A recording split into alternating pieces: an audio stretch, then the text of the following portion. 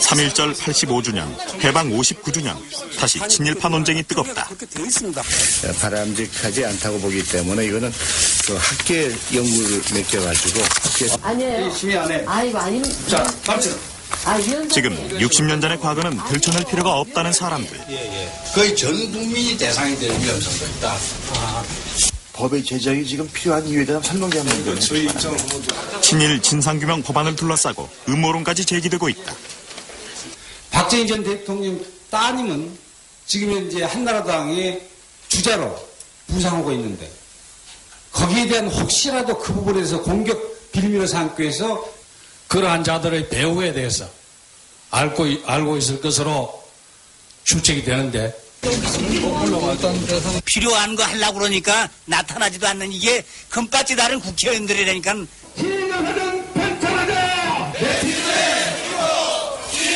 그러나 친일파 청산을 요구하는 국민들의 열망은 뜨겁다. 해방 59년, 우리는 왜 지금도 친일파를 청산하지 못하는가? 과연 누가 친일파 청산을 가로막고 있는가?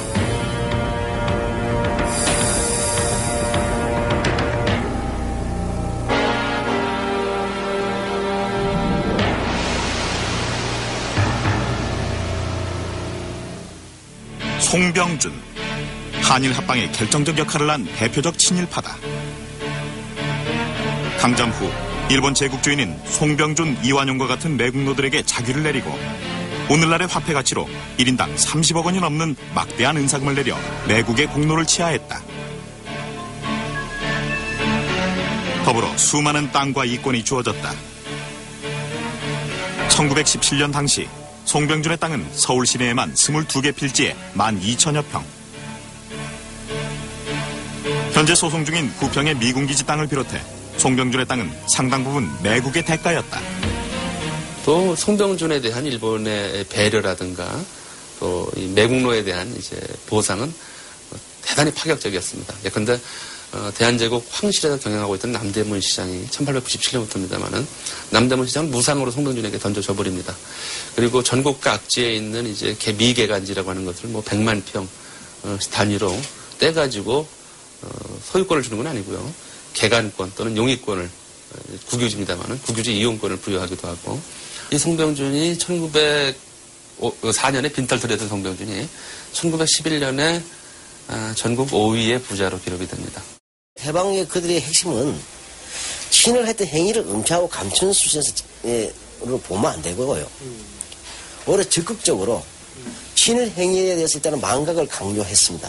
그래서 이제 과거 친일은 아주 오랜 시간 요즘 사람은 모르고 있지 않습니까? 이런 망각 다음 단계는 미화의 단계로 간 것이죠, 지금은.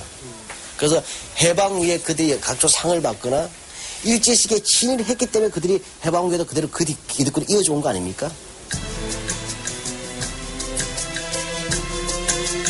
해방이 되었어도 일제 식민 정책에 앞장섰던 친일파가 애국자로 둔갑했던 이유는 무엇일까?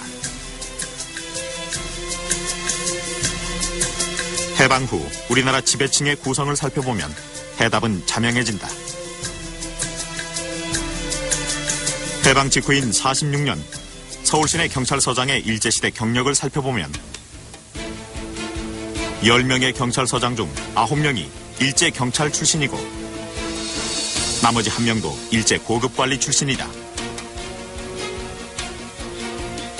박정희 대통령은 일본 육사 출신의 관동군 장교였고 최규하 대통령은 일제야 만주국에서 관료로 봉사했다.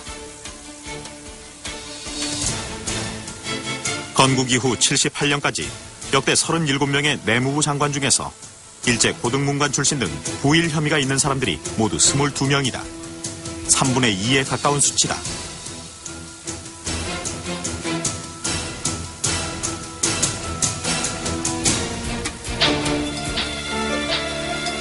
군대의 경우는 더욱 심각하다. 역대 육군 참모총장의 일제시대 경력을 살펴보면 건국 이래 21대까지 모두 일본군 장교 출신이다.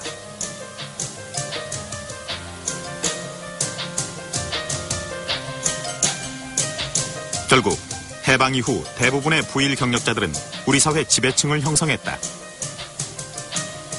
이런 상황 아래서 친일파 청산이 이루어지기는 불가능했다. 그래서 우리 사회에서 지금 제일 문제가 정치, 부패, 돈 어쩌고 하지만요. 핵심은 정직이 통하지 않는 신뢰할 수가 없다는 겁니다. 그 왜 신뢰가 없냐? 정의가 쓸 수가 없어요. 정의를 주장하는 놈은 다 바보가 되고 왕따 당해. 그러니까 전부 너도 나도 살아남기 위해서 불의를 묵인해. 또 저 잘 살기 위해서 출세하기 위해서 불의의 앞장서. 이런 것을 그대로 놔두면 우리의 장래, 이 21세기 세상이 바뀌는 사회에서 살아남을 수가 없다. 나쁜 짓 한 놈은 다 100년 먹이를 갖고 있고 정직하게 사는 알거지가 돼 있고 그러면서 합쳐라. 우리 따라라. 안 됩니다. 그래서 이 과거 청산, 친일 청산, 일제단체 청산이 과거 문제가 아니고 현재 문제다. 하지만 역사를 바로 세우려는 국민적 열기는 식지 않았다. 지난 12월 국회는 친일 인명사전 발간을 위한 예산 5억 원을 삭감했다. 이 사실이 알려지면서 네티즌들이 자발적으로 성금 모금에 나섰고 불과 11일 만에 5억 원의 성금이 모아졌다.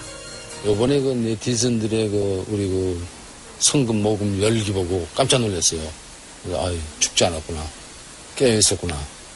희망은 있구나 하는 걸 느껴가지고, 그래 나중에 힘이 좀 복받치고 자신이 생기고 그러는데.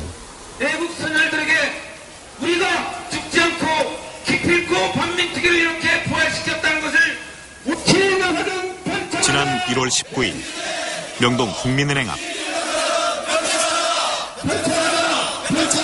성금 모금에 참석한 네티즌들의 공개 모임이 열렸다.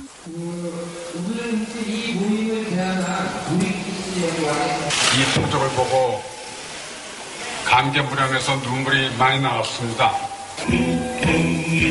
이곳은 바로 55년 전 친일파를 청산하기 위한 반민특위 사무실이 있던 바로 그 자리. 반민특위는 사라졌어도 그 뜻은 죽지 않았던 것이다.